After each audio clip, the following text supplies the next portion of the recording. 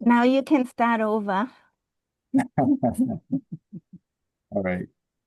Uh, I'm Tamarack, and my mission here is to share what I've gained from my time with Native people and serving as a guardian, and what I learned from Brother Wolf, and what I've learned from listening to my own ancestral memories about the Guardian Way.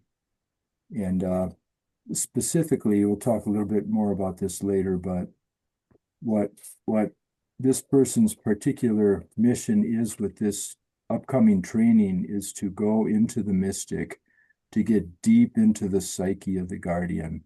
This is something we haven't done before. We'll talk a little bit more about that later.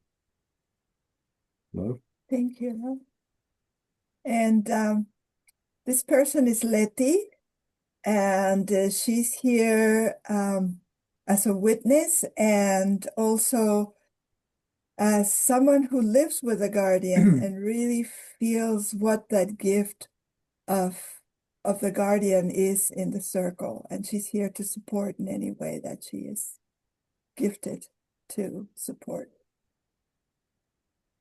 Yeah, and I go by the name of Makwa, Ode Makwa, and it's a real pleasure to be part of these transformational journeys over the years. I've originally from Germany. I came here 20 years ago for the Wilderness Guide program and have been part of our team here, supporting as we support ourselves and others on transformational journeys to make a difference in this world since now 17 years.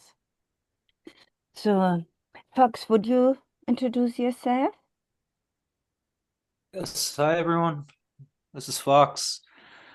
Yeah, I've been living at Teaching Drums since 2014. Been a part of a number of Guardian trainings as a trainee and part of the support camp. This last year's training was very special and unique in that we filmed a lot of it, and so I got to follow Tamarack around and do a lot of recording with the pack. It was an amazing time together, and we're making a documentary film, which will come out in the beginning of 2026 here. So I'm here to answer any questions involving that process today. Thank you. Thank you. Wonderful. And now I'd like to pass it to Moon and Rue to just introduce yourselves briefly. Yeah, so this person will start. This person is recently called Hunting Moon and took part in the Guardian training 2025. Yeah, quite a journey that's still going on.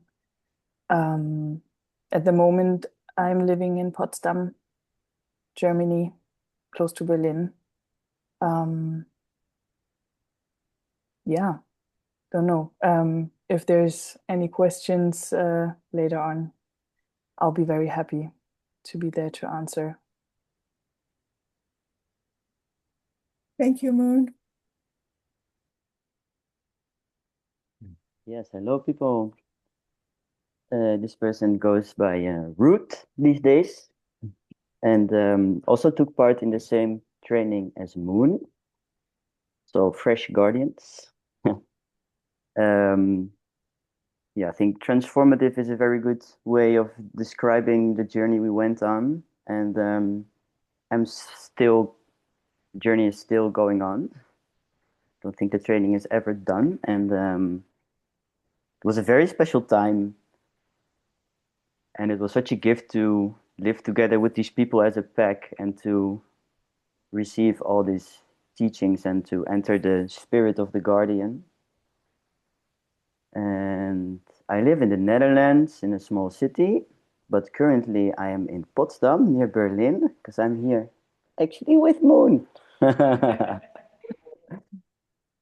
We spent New Year's with two other pack mates, so we're still in close contact, and yeah, for us, it's a blessing that everybody who was on the underground training lives in Europe, so we can quite easily reach each other in person. Yeah, also happy to answer any questions and excited to get to know all these people. Wonderful. And here's another member who just joined, who was also on the ground. Rock, we'd love to give you a moment to share, who you are, where you're from, and we'll talk more. We'll give another, room for the three of you to be specifically fielding questions. So here's Rock. Yeah, Anine, I kind of missed the other two. I'm a little bit late, but that's okay. So I'm 29, something around that, years old, and I'm from Germany. And a little bit overwhelmed right now because I just joined. So yeah, I did the the Guardian training together with Moon and Root, and it was something I really wanted to do since I did the year long, like 8 years ago at Teaching Drum. And this year, well, or last year, better said, last year I did it together with the others. And yeah, don't know what to say right now. Anything else? Yeah, we'll see about that. Yeah, well, it'll come. Thank you, Rock. Then we'd also like to acknowledge Nicholas, who was part of this pack that's been talking in the at-home training section last year. I don't know if you want to say anything, Nicholas. Sure, thank you. My name's Nicholas, and I live here at the Teaching Drum and work on staff with myself and my family. We arrived in October, so we're fairly new. And I participated in the 80-day at-home portion of last year's training with this pack. And I intend to be part of this upcoming Guardian training in some way, shape, or form. Thank you. Thank you. So our thought is that Tamarack will give us a little bit of an overview now on what this upcoming training is all about.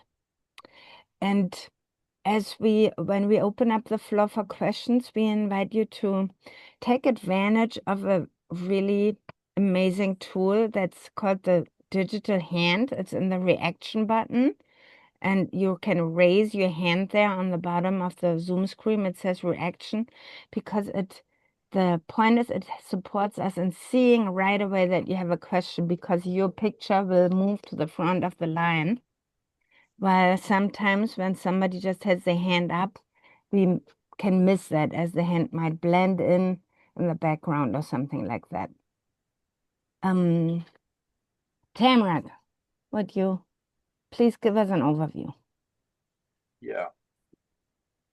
What this person has been yearning for a long time is to have a group of people who want to get deep into the esoteric aspects of Guardian training.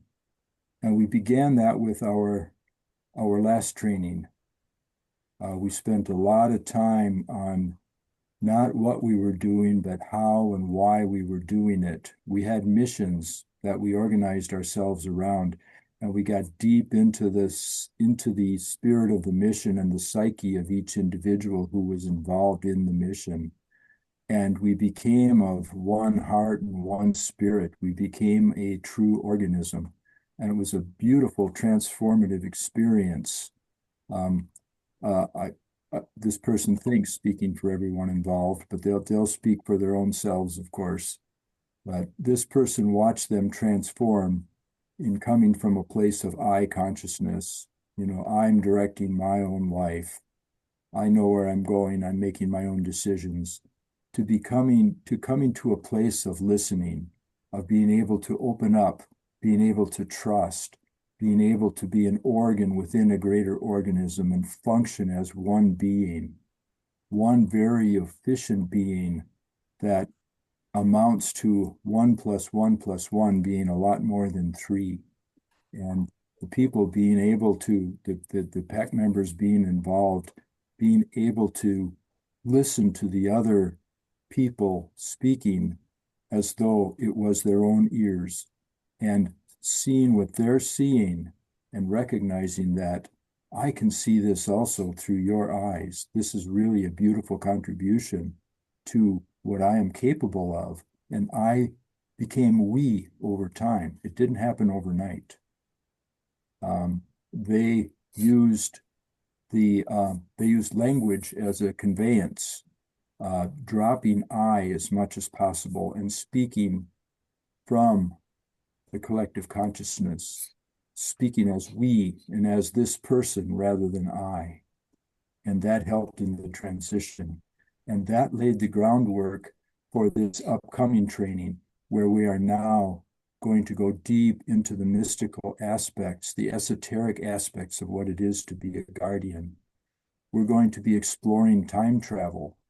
We're going to be developing a sense of place where past, present, and future all come together at this spot. Some people call it prophecy or future projecting. It's not that at all, because everything is happening right here and now. And that's the next step of the training. We're also going to be involving ourselves deeply into what's called shape-shifting, taking on other personas, other appearances, and being able to function not only as a cloak, which is used sometimes in guardian training as a disguise, but coming from that consciousness, coming from the consciousness of a wolf or an owl or an eagle or a mouse or a deer, and perceiving the world from that perspective. And that is just the start. And then it's functioning from that perspective. What gifts does a mouse have that this person does not have? How is this mouse perceiving reality? What does this mouse have to contribute to the greater good? So that's a start. And we're also going to be looking into the myth of traumatization to see what that is really all about. When we come from the perspective of traumatization, that is essentially victimization. Oh, I've been traumatized. Coming from the perspective of a mouse or a wolf, that is not victimization at all. It's empowerment. And that's where we're going to be going. We're going to become a wolf and learn what traumatization is all about from a wolf perspective. And then we're going to come back to our human guardian form and be empowered by our traumatization through the gift of wolf, through wolf consciousness. And we're going to be doing the same thing with leadership. We have a concept of leadership in this culture. And in nature, leadership is all about listening. And we're going to learn all about deep listening so that we can come back to our people, we can come back to our culture and lead in ways that empower other people to step forward right along beside us rather than us having to be the quote unquote leader. So these are a few of the basic concepts we're going to be getting into in this upcoming training. And we'd like to invite you to ask any questions that might come up about these various themes we're going to be covering, and anything else you'd like to explore about the Guardian Way in general. We'd be glad to address those questions or those curiosities. And of course, also any questions for practicalities, as we get ready with the at-home training section at first. So that'll be another way to connect with that. Tamara, do we want to open further questions on all these topics right now? Are you ready? Or are we ready? Yes. Yeah. Wonderful. Well then, if you have a question, please raise your hand and we're happy to address field those questions. Just for Tamara, I'm gonna check your microphone. There's something, it's unusual. I want to check really quick because sometimes you fade in and out. So I'm just gonna come and check your microphone. All right.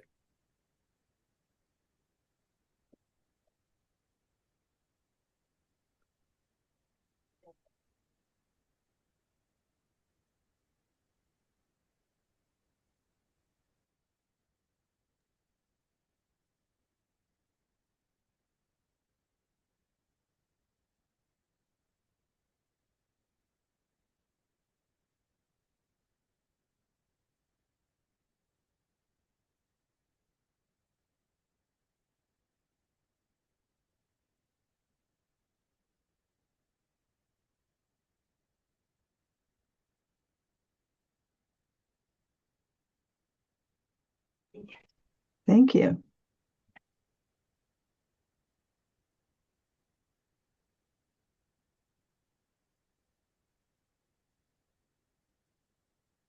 How do we sound now? Do we sound better? What do you think? All right. Yay, thank you, Makwa. Yay. Yay. Okay, so just to be clear, if you have specific questions, that's good. If you have any curiosities or comments, just anything is fair game here.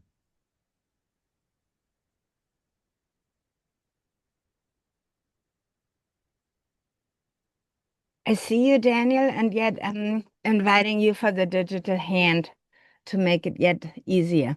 So Daniel, you have a question. Okay, I hope you can hear me. Yes, would you just introduce yourself with your name, where you're coming from, and what interested you in this call, Daniel? Thank you, Letty. Yes, Yeah. with anybody who's coming for a question, we'd love to Okay. hear that as you start, and then you can say my question is, and then we know you're moving it. Okay. I'm still a little bit sick and I have a difficult time using my smartphone as I'm at my mother's house and my technique here is quite limited. I'm Daniel, and the topic of leadership is really interesting because I'm coming from leadership coaching in my life, and I see that that the old leadership style of aggressive alpha male and femalehood is destroying the planet, not working anymore. And personally and globally, I'm starting to looking for reasonable alternatives because I see many people who are shy and still cannot assert themselves. And I'm very happy to see you because you too are very successful and you are leaders too, and you are good listeners and still you make good money and you care for the planet. And that's becoming a very important issue in my life because leadership as it is right now on the planet globally cannot continue, but people who know the alternative are normally not heard. Maybe in the woods, but not in urban context. And that's something I would like to explore. And I think the Guardian approach could be very powerful for society.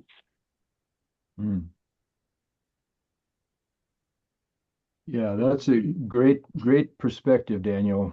We really have a warped perspective in civilized society about what leadership is all about. And that, interestingly, reflects in our view of nature. My first mentor in learning about wolves was David Meach. He is the world authority on wolves, has been for the past 50 years, and he's still going strong. And he wrote a book back in the 1970s called The Wolves of Isle Royale. Isle Royale is an island in the middle of Lake Superior, which is for those of you who know the Great Lakes in North America here, is the largest freshwater body, the largest body of fresh water in the world. And there's this island out in Lake Superior that is completely isolated. It's a wilderness island. And there are wolves who live there, and there are moose, there are prey animals as well. And David Meach went to study the wolves there because the wolves are not touched by our civilization.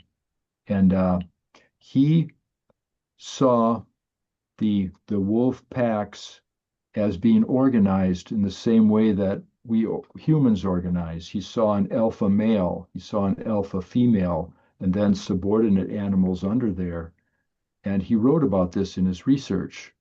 So everybody in the world saw wolves as being structured politically just like us humans, with an alpha male and an alpha female making the decisions and everybody else following suit. Well, about 15 years ago, he published a retraction. Now, a retraction, for those of you who aren't familiar with the term, especially you Germans, means that he took his research back. He said, I made a mistake, because he went up to northern Canada on Ellesmere Island. If you know where that is, it's up by Greenland. And he literally lived with wolves there. And the wolves there have no fear of humans because they have never seen humans. They've never been with humans there. He lived with them and he got to watch them firsthand instead of just being an outside observer. And he didn't see any alpha male or alpha female.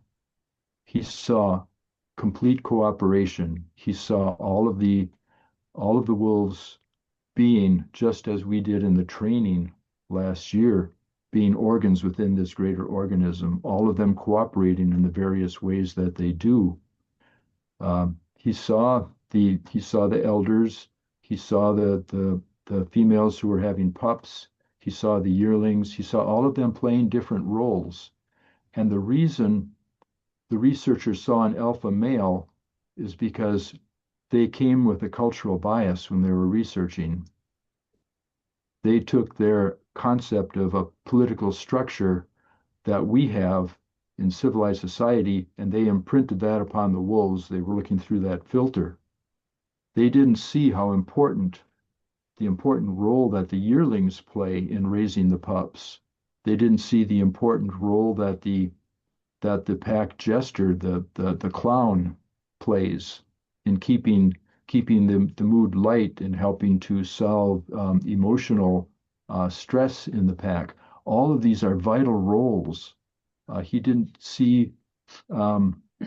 He saw the role of the mother of the pups and how important that role is in the vitality of the pack. But we in civilized society, our nurturers, our females, kind of play a secondary role. So the researchers took this concept of females being secondary into their research, which is why they did not see the vital role that females play. And it turns out that in a wolf pack, the elders of the pack are usually females. They didn't see that at first. The most successful wolf packs, which we call families now instead of packs, the most successful wolf families have an elder female who's 9 or more years of age. And that is very old for a wild wolf. So here we're broadening out what political leadership means. And in a wolf family, everybody is a leader. Everyone has a vital role to play. Otherwise, they're not there. If they do not play a vital role for some reason, there are no coasters, there are no drifters. They either leave on their own to find a place where they can contribute, or they get kicked out of the family. There are no leakers, no loafers. Everybody is a vital member of the family. So this is how we are designed to function as well. We are clan people. We evolved as clan people. functioning in a group of 10 to 15 adults with children, etc., and everyone playing a vital role, everyone being vitally important to the clan. So this is what this person believes that we can bring forth in this training and develop within ourselves, awaken this quote unquote leadership ability, this natural leadership ability that we all have in our unique ways, and bring this back to our people, bring it back to our culture to help transform leadership as we know it. And I think that you brought something really important up, Daniel, which was that people are, what was the word you used? Shy, holding themselves back, basically. You know, people are afraid to be too forward or afraid to be aggressive, afraid to be selfish. And, you know, like the ego controls a great many people from listening to that power that resides within them. And so that is something that is really a hurdle for people to overcome, to first recognize what is holding them back other than their own sense of belonging, of being. Mm-hmm. So it really starts with each person listening to that voice that is within themselves. Each person is the highest authority in their own life, and we've been taught to give that authority to what do my friends want to do? What do people say is acceptable? And so from thinking that in that way, we hold ourselves back from that voice that is really guiding us in the way that is fulfilling and of service. Does that help, Daniel, or is there some more you'd like to explore around that topic? No, it's fine for now. It's touching me, and that's a very good sign lately. And I'm stumbling about more and more of those books from 2000. It's called Resonate Leadership. It's about this limbic resonance. And that's very soothing because I have a feeling the cooperation comes together with healing and leadership at the same time, and that helps a lot. But I think people who are doing the shift have to endure quite a lot of suppressed emotions. So, yeah, it's coming from inside. This topic has to be solved globally. I have an intuition. Yeah, but it was very valuable sharing it. I see that apparently some cognitive biases we as a society carry in us have to be like dropped. Like there's an alpha wolf and an alpha female wolf, and maybe it was like that, but maybe nature's changing too, because there is different demands of nature now, it seems.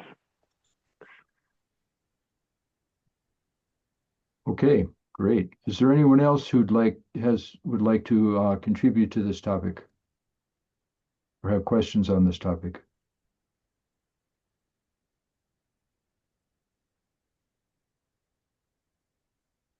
Then maybe any other questions?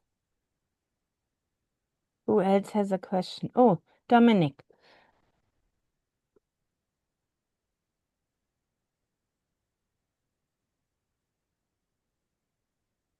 And you raise your hand on the bottom when you move your mouse or your finger on your screen. That'll be react, or in your whatever language is the reaction, and then you can raise your hand. For a couple of people just asked how to do that. There, Christina, wonderful. So go ahead, Dominic, please. Oh no, I dropped my bear. Anyways, And if you would introduction, yeah, please start with where you're zooming in from and what your interest was for this call. I'm on it. I'm on it. I remember. I checked in with the legal name that my parents gave me. That's Dominic. I'm right now sitting in south of India. The reason for me to come into this call was because I'm very fascinated with Tamarak and Leti. I read a few books. I heard their name. I know they come to Germany into a school that I visit sometimes. So I was interested in them personally and their teachings before, and the word guardian just resonates a lot.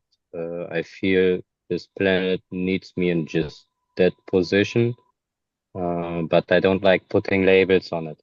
But it resonates a lot, so I'm very interested. And I'm interested in the question right now, actually not to Tamarak and Leti, but to the participants of last year or times before. To me, it's interesting, like what did change in your day-to-day life actually from before to afterwards? Like I hope there have been changes in the way that you've become a guardian now. And so what do you do as a guardian now after this?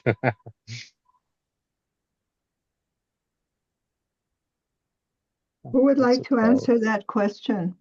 Yeah, between Rock Moon and where are you? There, Root. If you could signal somehow, even with moving quickly, that catches attention, who's gonna address the question first?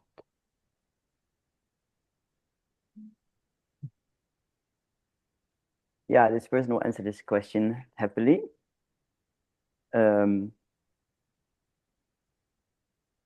A lot has changed in my day-to-day life, and I think most of the changes are not that visible for people on the outside, but they're very much being felt on the inside. In our Guardian training, I think most of us, but for sure me, this person went through some healing. So what Tamarak was talking about before, the perspective of being traumatized, this really changed. So being healed from traumas just opens up so much more energy that is then free to give to help restore our Mother Earth and to energy to be in the world as a guardian. And the topic of leadership is interesting because functioning as a pack, everybody is sometimes in the role of leader and sometimes in a different role. So it brings a broad perspective of what caring for each other means and what being a guardian means. And it's so much broader than just being someone who will fight for a cause. There's a lot of gentle caring in there too, if needed. And for me personally, so I was born in a female body, which doesn't fit with how I perceive and live myself on the inside. So I've been through a gender transition before coming to the underground training, and I carried some weight there, and this weight I've definitely left behind. And I've struggled with depression, and after coming back, I don't think I've felt this good in a very long time. And I think it has to do a lot with this healing I talked about before, but also with being part of a pack and experiencing what it means to be truly human. And all of this contributes a lot to how I can see myself in the world and how I can make myself be heard, and in guiding people towards caring for the earth more and in a better way. So big changes. And I don't think anybody who will do the Guardian training can come out of it unchanged in a good way. Thank you, Rude. Are there any of the other two who would love to address that?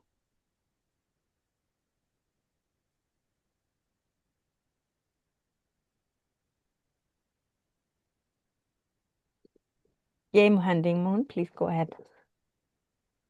Yeah, just most of what Ruth said is quite fitting for this person as well. And it's really just small changes that this person is noticing in their life. Also, like giving space to others. Like there's no fighting for like being first, being like needing to stand there, being seen. Like, and I am working also in quite a leading position.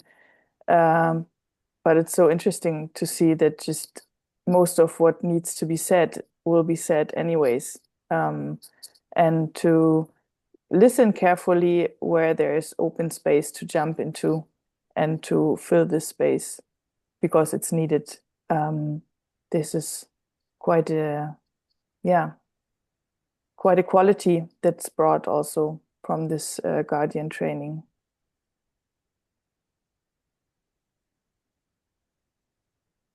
Yeah, this is as an addition. Thank you, Moon. That address is going from the I to the we consciousness. It's the ego is not out there fighting for recognition, but the recognition comes from within, is what this person heard from your response, Moon. Just a quick addition here.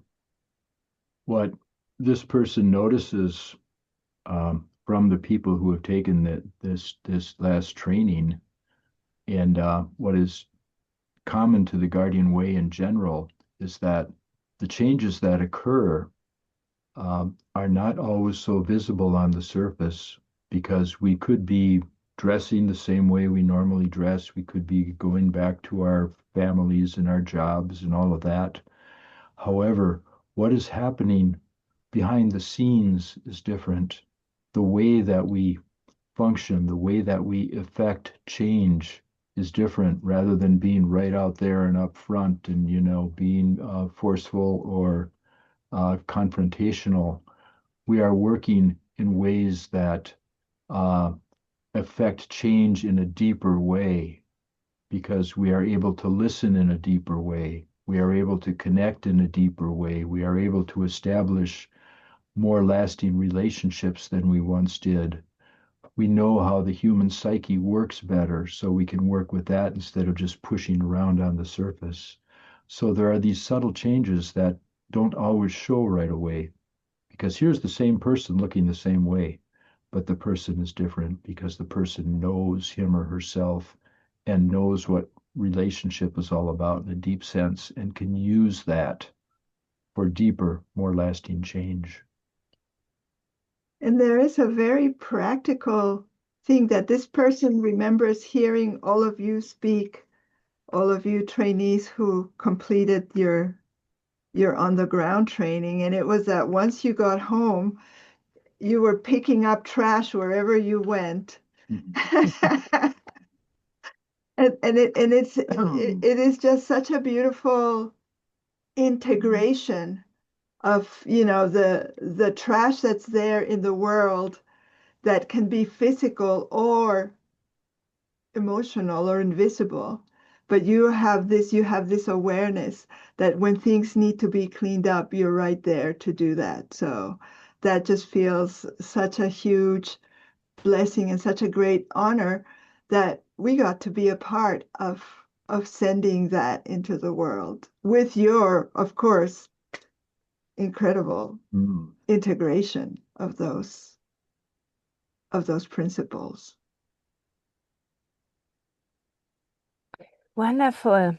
Well, Christina, do you have a new question, or did you want to contribute to an ongoing topic? New. Okay, wonderful. So hello, everyone. I'm Christina. I'm zooming in from Wisconsin Rapids.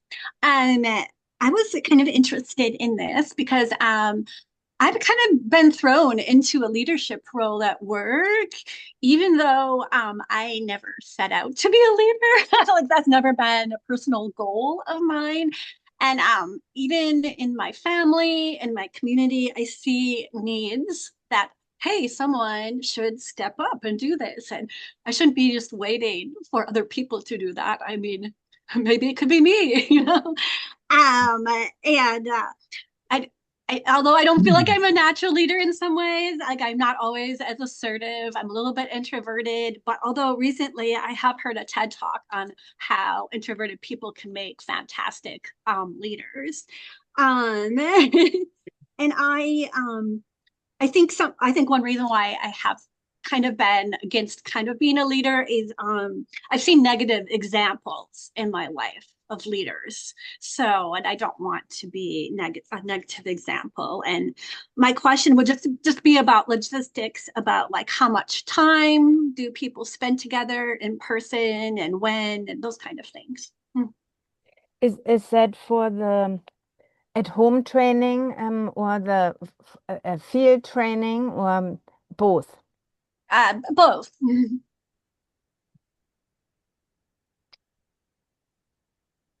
Okay. Well, I think I can say a little bit about the at-home training, and maybe Tamara, you can add. So ahead. for the at-home training section, you know, the first at-home training section, that'll be starting on February 7th, and everybody will be part of an e-group. So there's online communication via emails, and we will have weekly Zoom meetings on Saturdays at 12:30 Central Time till 2 o'clock, which is 19:30 to 21 hours in Central European time. And so we will be in person online at that time, and otherwise through the e-group. And then, you know, in the field training, you spend a lot of time together. Basically, all your time is within your clan consciousness and clan context. And of course, you know, there's times where you might be by yourself when you go on some walks or something like that. And in general, it'll be very oriented towards a clan living culture. And then as part of, you know, the second part of the later part, the online training that we wrap up with, there will be the time that we spend together will be probably about 75 minutes a week online, and in between also within an e-group and learning context. And in either of the online sections, there'll be written materials. They'll basically be learning content delivered that we engage with through the e-group, and then especially in the Zoom meetings. Do you want to add anything, Tamara? Yes, to add to that, excuse me, with the at-home training, unquote, training is going to be discovering and awakening our inner guardian. And that is going to be done with paradoxes. Paradoxes are koans, you might say, that are presented to you in the morning or the night before. And it's not something to think about. It's something to bring into your daily consciousness. And as you're going through your day, you're going to recognize how you respond to various things. And you're going to be able to sort out, the paradox is going to help you sort out what you're doing by habit or by pattern in order that you can see beyond that and see to the essential you. Where's the real you here? Not the you you're just doing automatically all the time, or the you that you learned from your culture or your parents. But where is the true, authentic you? Because that is your power, that is your source of power, and that is your unique contribution to both yourself, to your own personal mission in life, and to your contribution to your people, and to the healing of the earth. That's where we're going on an everyday basis in the at-home training. And that's going to be the preparation for the on-the-ground training and where we're going with that. Is that clear enough? Are there any questions on that?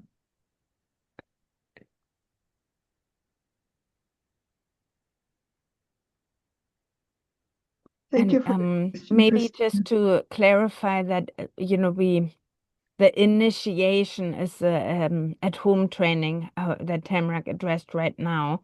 And then as a second part of the deep dive, we have another at-home training, which is an integration module and to take transformation into your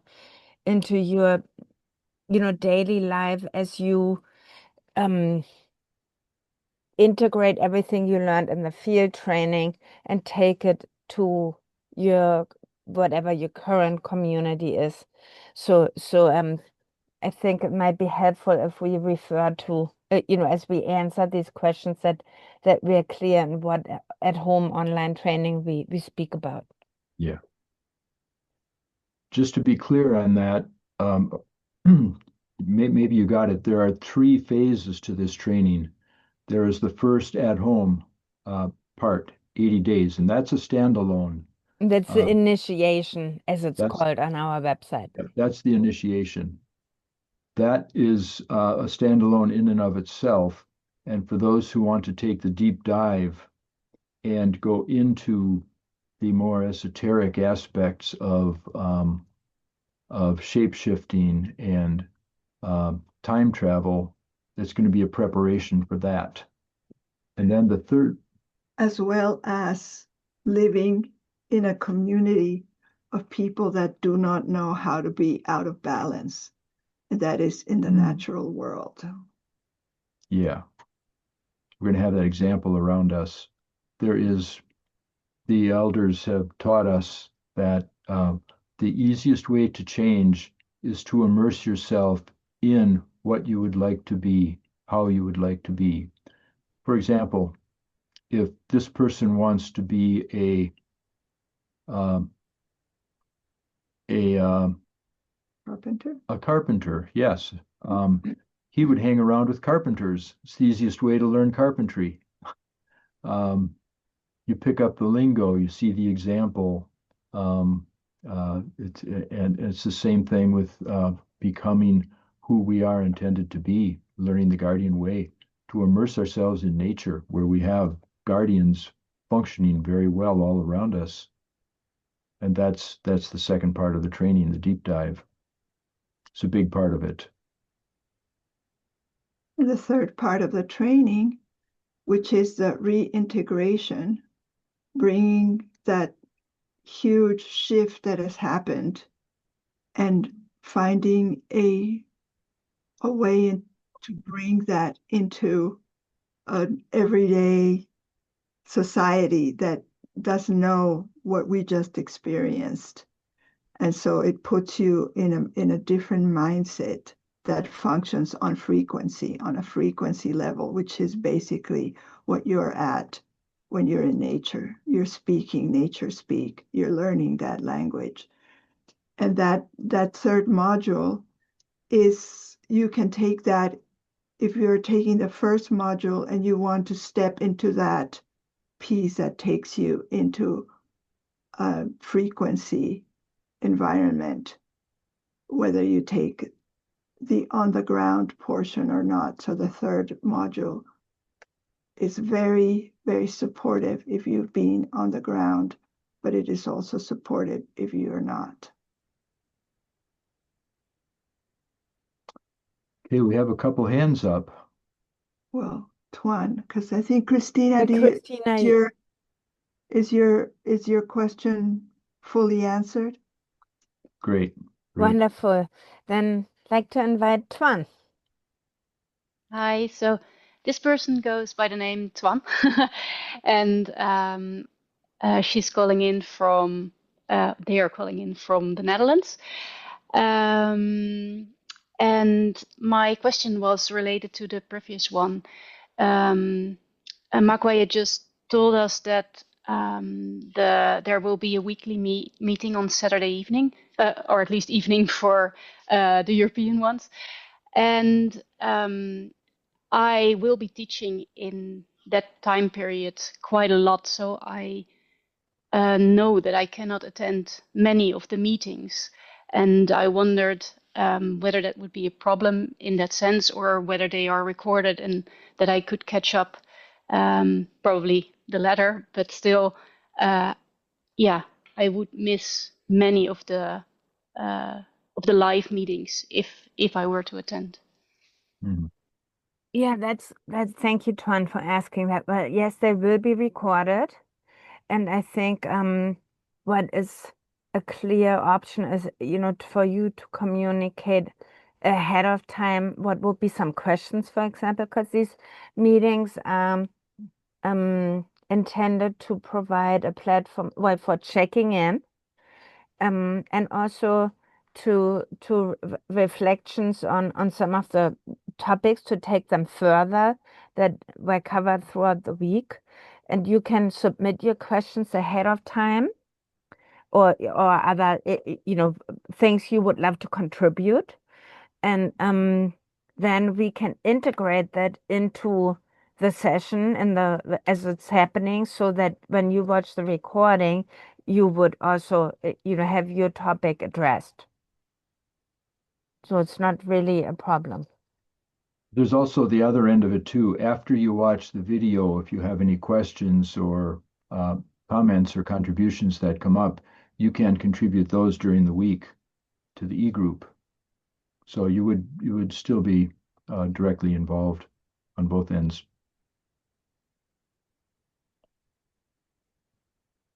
Thank you for asking that, Tuan. Yeah, important one. And Clara, you're muted. Yes, I'm Clara and I'm calling from a small city nearby Cologne in Germany. And I'm interested in the initiation and in the on the ground training, as I really love being in the woods, and I just discovered wilderness education some years ago, and I just like to dive deep into topics and into whatever I can learn from it or experience. And I actually have a really practical question, and it's probably not interesting for some people here, but I want to use the chance that here are some people from the last year's training, and I would like to ask to them who are affected by this, do you have any best practices to handle your period during the time on the ground? So you don't have to answer it here, but I would be interested in it. I think it's a great question, Clara. And Moon, if you would like to start on that, and then I'm sure, Letty and I can contribute to that too. Yeah, I think I'm the one answering from the ones who are here from the last year's training. Since I would be the one being affected, but for this person, as soon as this person goes on Guardian Diet, they are not bleeding anymore. So this person didn't bleed on the ground training, and they already had the same experience in another training a few turn of the seasons ago, where they were in the wilderness, and then it's this kind of diet that's like how you live outside, but there is great options when you're on your period outside, that first of all you're with a pack, and the pack is supposed to care for each other, so there's no worry that needs to be there for if you can catch up, or if you might be too weak in that time or anything like this. So it's that's a great thing, being in a pack. And also nature provides, for example, the spectrum moss. Did I say that? I always say that wrong. This kind of moss, it's one of the most amazing plants on earth, and that you can use to keep the blood to be very hygienic, and to feel quite fine with this. So I know quite some people having this, like who had this experience, but this person themselves can't talk from own experience. Thank you, Moon. And to add to that, Clara, you know, we have other immersion programs too. So it is a common practice for women who are bleeding. And like Moon said, many people who go through a diet change or through a lifestyle change, there's a time where your body adjusts, and that is totally normal, you know, to conserve energy in that way. However, with that moss, it's a peat moss. You do find that in Germany too. It's not as widespread anymore. We dry that, and then you can wrap that in fabric, you know, like cloth, or like a fabric that you might specifically design for that. So it might be like a tube. For example, like a sleeve of a shirt is a tube, and you put that moss in, and even with a couple of stitches with thread, if you want to secure that it turns into a very functional, natural form of a pad. And it works quite well. If that's was there anything else in reference to the period, you know, other than catching blood that you were wondering about? Yeah,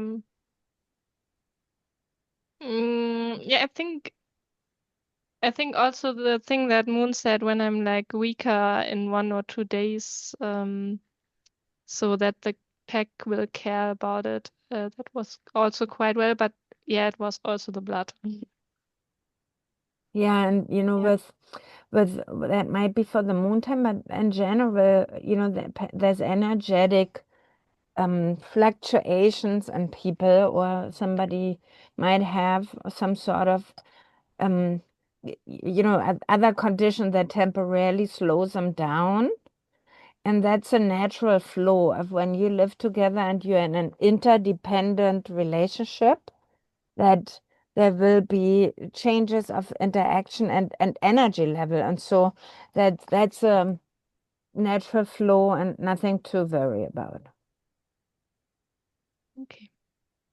And Thanks. thank you for bringing it up. That's really important.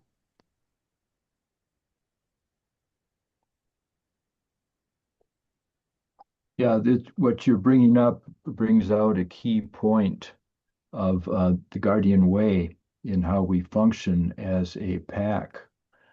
The example that we often use is our own body. You know, we have a heart and a liver and lungs and all of these various organs, our brain. And in order for the organism to function well, all of these organs have to be at their prime capacity. They have to be functioning very well as individual organs in order for the whole organism to function. So when one organ is not functioning well, the other organs need to step in to help and support that organ. Or the organism has to make some adjustments in order to function yet. If I have a weak heart for any reason, this person needs to make some accommodations in order to still be a functional organism. And it's the same with the pack. So there may be a day or two when you don't have the energy you would normally have. However, you might be present in other ways. You'd still make a contribution, and the rest of your pack would step forward, as Odemakwa mentioned, to take care of you and to maintain the pack functioning. It's great training.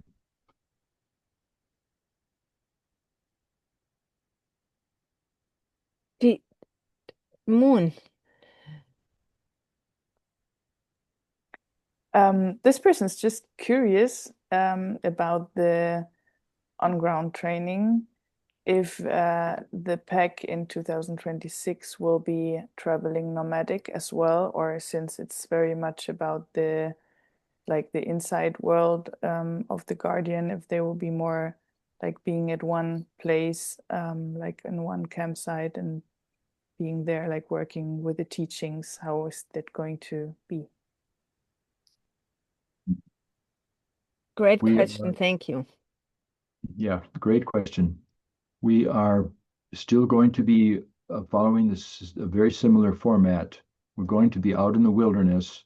We're going to be traveling, and we are going to be performing some missions. We're going to be performing them in a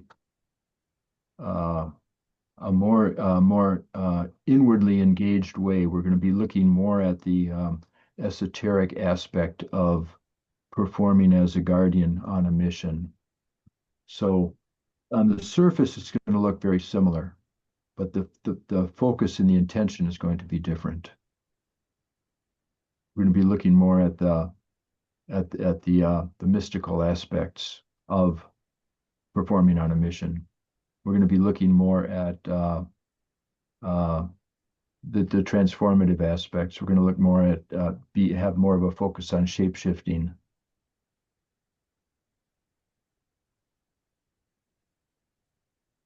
Does that help? That answer your question?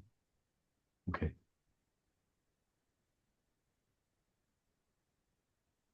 Any other questions you would like to ask about the upcoming program or from address last year's participants? There's one more thing this person would like to add here. We're going to be looking at the spirit of legend. There are timeless legends that have been passed down in the Guardian Way, and these legends they transcend time and space and culture. They're universal legends, and when we are guardians on a mission, we are reliving these legends, and we're going to be bringing these legends forth because these legends are relevant to the past and the present and also to our future. And this is one way that prophets predict the future, by becoming the spirit of the legend.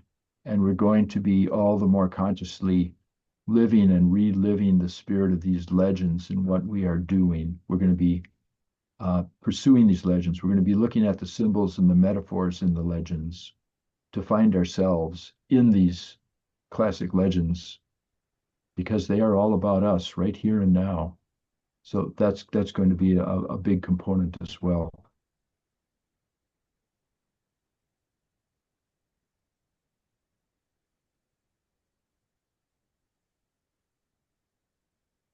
Any thoughts or questions on that?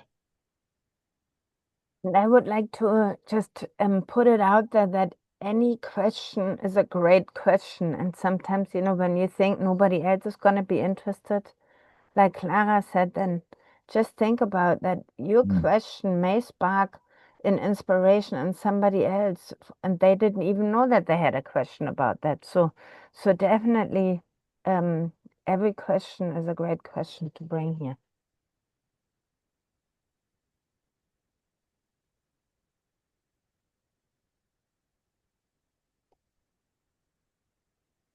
Sorry.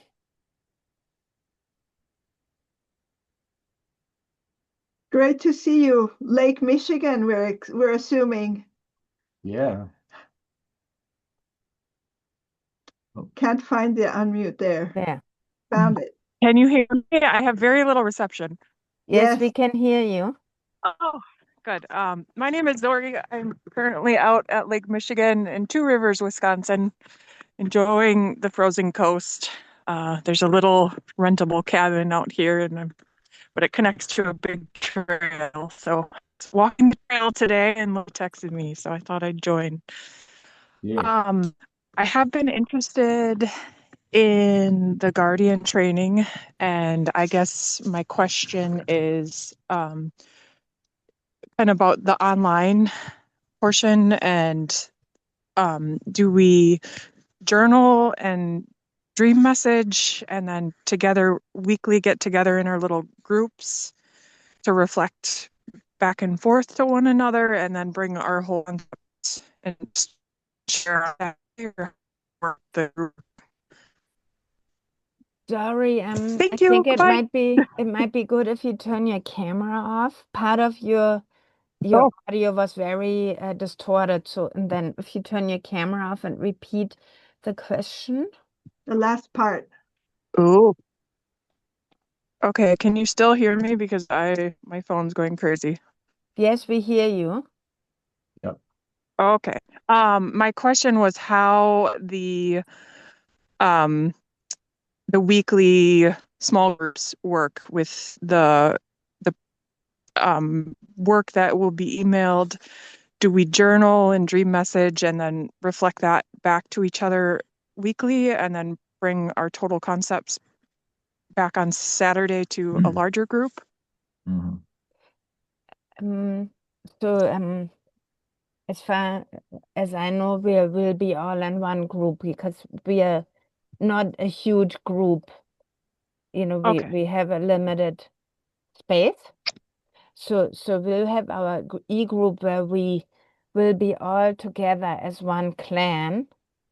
And then also meet in that same constellation on the Saturday meeting.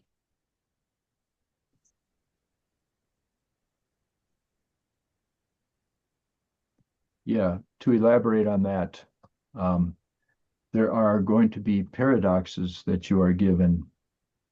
I discussed this a little bit at the beginning. You might have missed it. You're going to be given a paradox that you don't necessarily need to think about or write about, but just be aware of it during your day. And this paradox is going to help you to see through the way you normally function. Normally, 98% of what we do is by habit and pattern. And these paradoxes are going to help you to recognize that so that you can identify what is uniquely you. What is screaming to come out? What unique contribution do you have to this moment, to this day? And then in the evening, you have an opportunity to reflect on that. The last hour of every day is what sets the tone for the next day. I don't know if you've noticed that, but the research shows this, that what you reflect on, whatever you do in your last hour, is going to pretty much set the pattern for the next day. So rather than get involved in what you might normally do in your last hour, you're going to spend some time looking at this paradox and what it brought up for you, what it brought alive in you that you would normally miss because you're going through your normal routine. And that's what you're going to share with the rest of the group. And the reason you're sharing it with the rest of the group is that's what empowers it. I can have this awareness, I can have it in my mind, but when I speak it, when I express it or write it, that empowers it. That makes it all the more mine. And your whole clans. And your whole clans. Does that help? I think Rock might have a good joke for us.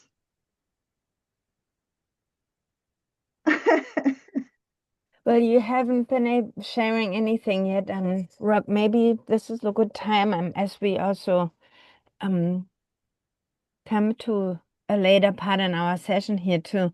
Just if there's anything you would like to say, some highlights from the training that you think would be contributing to people here.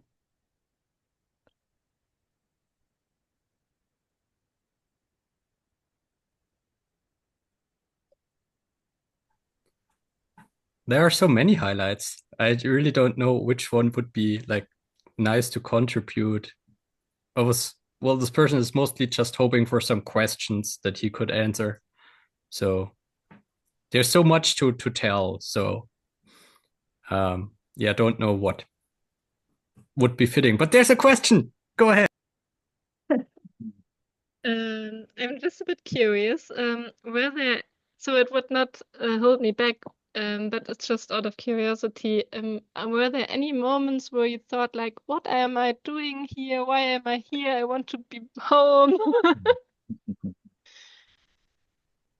Well, this I can answer. So yes, so there, like, almost every sun, you're actually going through a phase of, ugh, I just want to go home.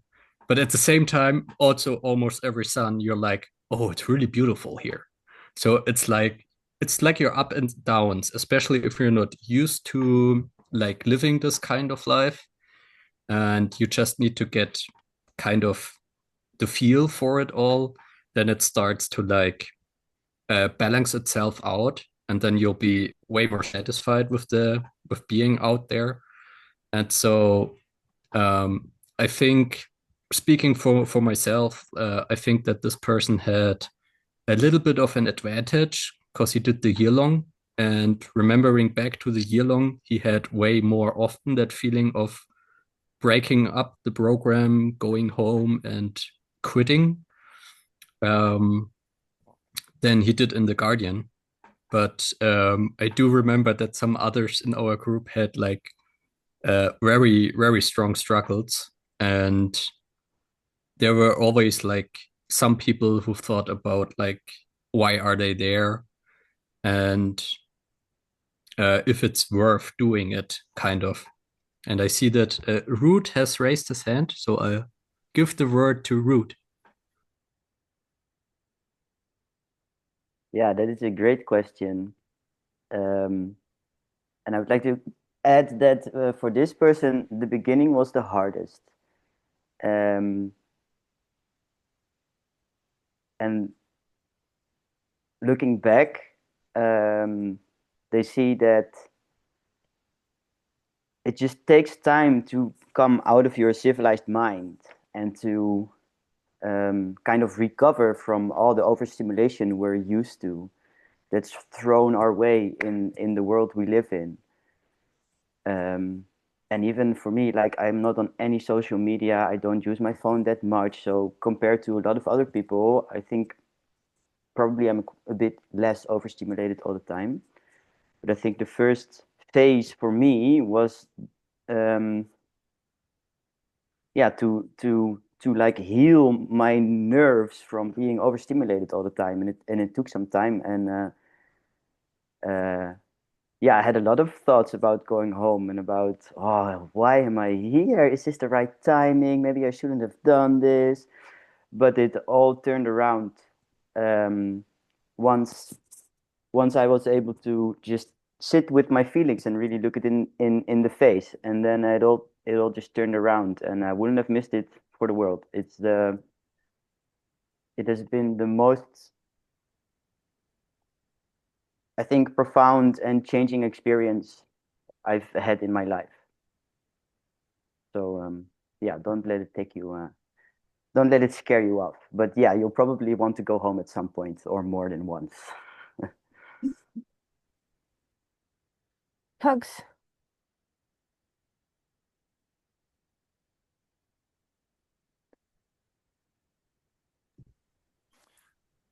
This was in response to Zori's question about the at-home training, and asking Tamarack directly, will there be training exercises that these guardians will be incorporating into their work life, into their daily routines, as in years past, or is this shifting with this training?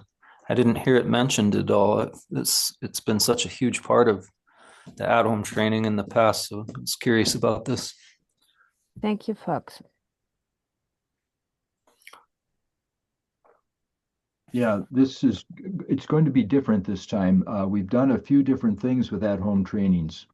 We used Zen stories one year. We had a story every morning that was used for reflection during the day. And then in the evening, you would post what came alive to you through the story. We had another year, we used inspirational quotes every morning that related to the Guardian Way. This time is going to be different. These are going to be paradoxes that are going to cause you to think differently.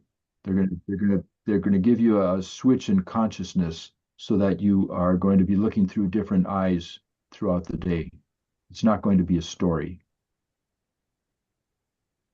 And Fox asked specifically about exercises like blindfolding, breaking patterns, etc. Is that what you're asking about? Yes. Yeah. Yeah, that is going to be a minor part of what we're doing. There are going to be some exercises in order to help attune us physically, spiritually, and emotionally. Exercises will be a part of the at-home training. Yeah, thanks for bringing it up, Fox. Yeah. And Moon. Yeah, this person just wanted to add a few things to the question of Clara and the answer of Ruth to the if you will want to go home. For this person, it was just like you're so purely confronted with yourself that sometimes you would just want to run away from this, but then you just know that it's you, so there's no runaway. And so even though there were times that were so hard, this person knew that they were at the right time, at the right place. Like they never felt like they would want to be somewhere else. So yeah, just wanted to add this. What Moon, yeah, thank you. What Moon is bringing up is really important here, because these triggers that where we feel totally uncomfortable and we want to escape, we want to go back to where we came from, they help us to realize that we take ourselves with us wherever we go. That's the reason we came here, to discover something new, to experience something new, and to run away from that is just going to take us right back to where we were at anyway. So we use these triggers as doorways to explore. Now, why? What's going on inside me? We follow that thread back inside. So it's actually a gift every time we feel this. Oh, I want to get out of here. This is too much for me, or I'm not feeling comfortable, or whatever. We see it as a gift rather than a curse. When you brought that question up, Clara, it was interesting because what came for this person was, don't you ever feel that way wherever you are? Like, I want to be home. So this is really a beautiful opportunity to come home to yourself, where home really resides. I see Pele going, yeah. That was the thing that was so beautiful to witness with the guardians when they really recognized this is home.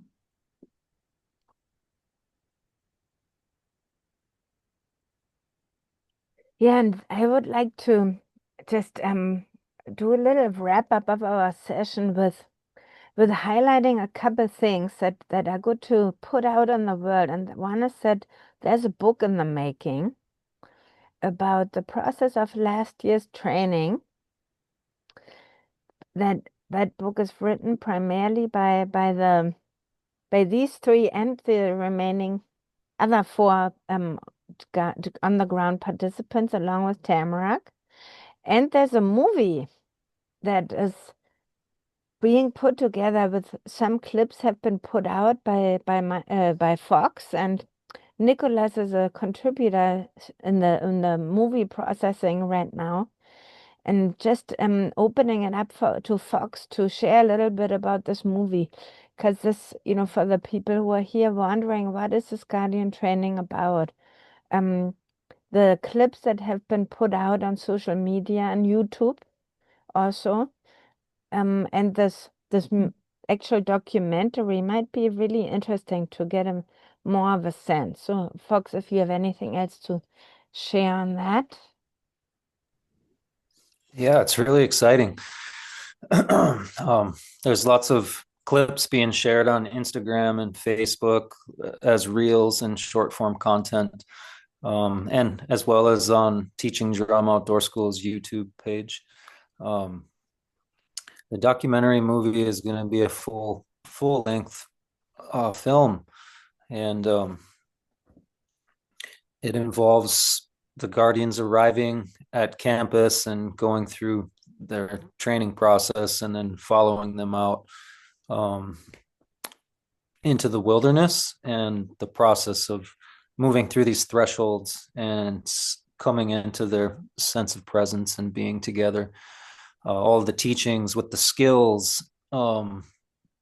Fire making was a big theme in this training. Their missions, they had many missions. And Tamarack's sharing, Letty and Makwa coming out and sharing with them. There was so many beautiful moments, and it really has a great ending too, just showing the transformation of these people and how tight they became, really a family. It was an honor to be a part of it. I think the movie is going to be just a really tremendous behind the scenes glimpse into what this training is all about. Yeah. And I'm going to be traveling to Romania for 3 months here in the middle of this month, and our mission is to have this movie completed before I leave. Nicholas has been imperative in helping with this, putting the movie together. He's been a real gift showing up. Happy to have him helping so much with this and making the dream come true. So, yeah, you can follow along on our YouTube, Instagram, Facebook pages to see some shorter clips. And we have so much footage that isn't going to make the movie. So there's going to be an opportunity to do a lot more longer videos on our YouTube channel after we get the movie done. So, yes, tune in and follow along if you want to learn more, and open it up in case anyone has any questions now. Thank you, Fox. Okay, are there any more questions? Okay, this person, oh, there's one more question. Go ahead. Sorry. Can you hear me okay? Yes, sorry. Okay.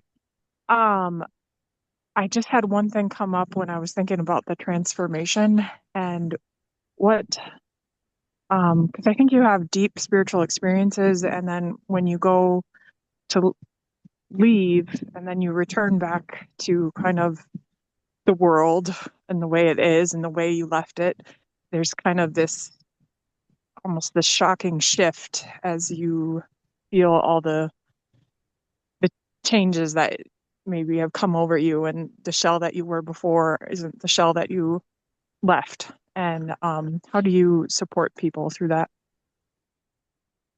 That is a really great question, Zari. And you know, over really decades of supporting people to reintegrate into a world that is, you know, domesticated world in many ways, and to remain our own wild selves. It's an evolutionary process, and what we are doing with this training specifically is that this group will stay together in another online training section that is very much focused exactly on what you just brought up. Manifesting a life that you love, and in the setting wherever you are, that is independent from any surroundings, conditions, and lets you really supports you in freeing yourself of any shells that you could be putting on or have been carrying with. And otherwise, Tamarack, if you have more to that, please take it from here. That's the third part of the training that we alluded to earlier. So it's a very much geared to support people in maintaining that transformation and taking it even a step further. So we're definitely very involved in supporting people in that way. Yeah. Yep. Yeah. Yeah. Thank you for bringing that up. It's a very important component. Support and follow through. Very important. Well, we're at the end of the time. I think, Tamarack, you had some things you wanted to wrap up, so let's do that now. Yeah. There is a component of this coming training that has not been covered before, and it's very little known and understood as a role that a guardian plays in their culture, and that is being a caretaker for oracles. For those of you who don't know what oracles are, you might be familiar with the Oracle of Delphi, which is an ancient Greek oracle. It's a special place where there is a time warp, or a vortex, you might say, that is open to other dimensions. It's a place where you can hear other voices. You can listen deeply. You can connect with what's going on in the past and the future. Stonehenge is an oracle that almost everybody knows about. Very, very well developed and famous oracle. Daniel And just brought up the I Ching. That's an oracle too. the I Ching. It's- Yes. And there are oracles scattered all around the bosom of the mother so that they're accessible for us. And there are ley lines, which are energy lines that transgress the mother planet. And where these ley lines cross, the energy is magnified. And these are special places that when we are really attuned, we're drawn to these places. They're places where we want to sit and reflect. They're places we're drawn to when we're troubled. Other animals are drawn to these places. It's places where they go to relax. It's places where they bring their pups. And we have one here at the Teaching Drum. And we as guardians in this training are going to be learning how to recognize and identify these oracles and how to caretake them. It's going to be a special aspect of this particular training.